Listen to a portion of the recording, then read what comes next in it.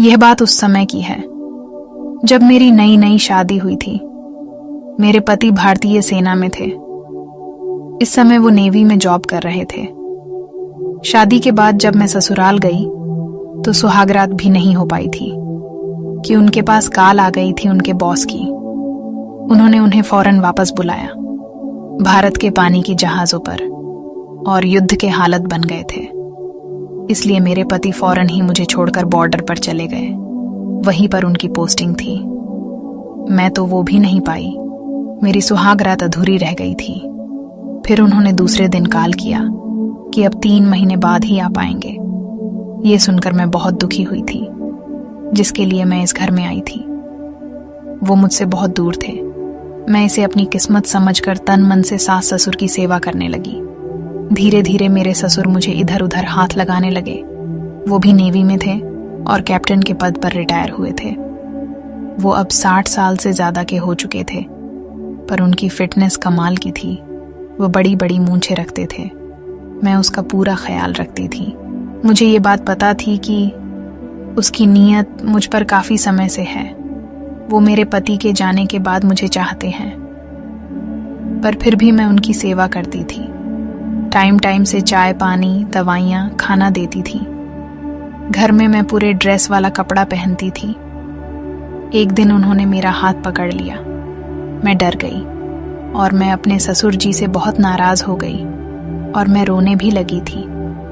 मैंने नाराज होकर कहा, आपकी शिकायत मैं पति से करूंगी।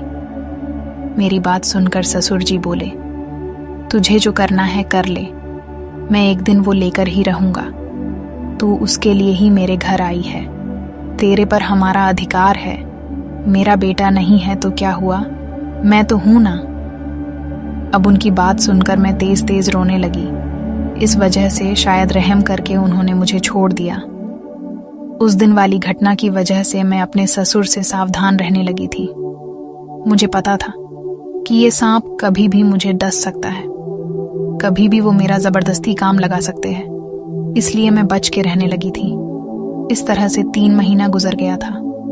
मैं खुश थी कि अब मेरे पति घर आएंगे। मैं फोन पर पूछने लगी, आप कब आ रहे हैं? तो जयंत ने कहा कि अभी बॉर्डर पर काफी तनाव है, इसलिए किसी भी सिपाही को छुट्टी नहीं मिली है। अभी 2-3 महीने बाद ही आ पाऊंगा। ये सुनकर मैं बहुत दुखी हो गई थी। उधर मेरे ससुर जी बार बार मर रहे थे। एक दिन मेरी सास डॉक्टर के पास दवा लेने गई थी। ससुर जी मुझे अकेला पा लिए और आकर पकड़ लिए। उस समय मैं गैस पर खाना बना रही थी। अरे डरो मत बहू, मैं तो तुमसे बहुत मोहब्बत करता हूं, बस थोड़ा सा प्यार तुम भी करो, ससुर जी बोले, और उन्होंने गैस बंद कर दी, जिससे वो मेरे साथ थोड़ा फ्री हो गए। फिर ससुर जी मुझे सीधा अपने रूम में ले जाने लगे। मैंने चीख कर कहा कि छोड़िए मुझे, वरना मैं हल्ला मचाऊंगी। तू कुछ भी कर ले, पर आज तुझे वो देकर ही रहूंगा। वो कहने लगे। अब मैं खामोश हो गई, क्योंकि मुझे पता था कि इस समय कुछ नहीं हो सकता। फिर वो सबके ससुर जी चले गए और वॉशरूम में जाकर नहाने लगे। फिर उन्होंने पूरा 1 महीना तक मुझे परेशान नहीं किया। फिर एक बड़ी अच्छी से बनारसी साड़ी ला कर दी। फिर एक दिन मैं छत पर सफाई कर रही थी। इतने में बारिश होने लगी, जिस कारण मैं उसमें भीग गई। उसी समय ससुर जी भी किसी काम से छत पर आ गए थे। वो भी भीग गए थे। बारिश के कारण हम दोनों फिसल गए और ऊपर रूम में जबरदस्त बिजली और कबड्डी का मैच चला।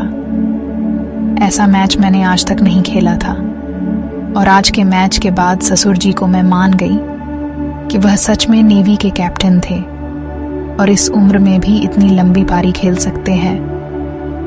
लगभग 1 घंटे के बाद हम नीचे आ गए और मैंने बहुत ही अच्छी सी चाय और पकौड़े बना कर दिए। तो दोस्तों, आपको यह कहानी कैसी लगी? अपनी राय कमेंट बॉक्स में जरूर बताना, और ऐसे ही कहानियां देखने के लिए मेरे चैनल को सब्सक्राइब कीजिए। धन्यवाद।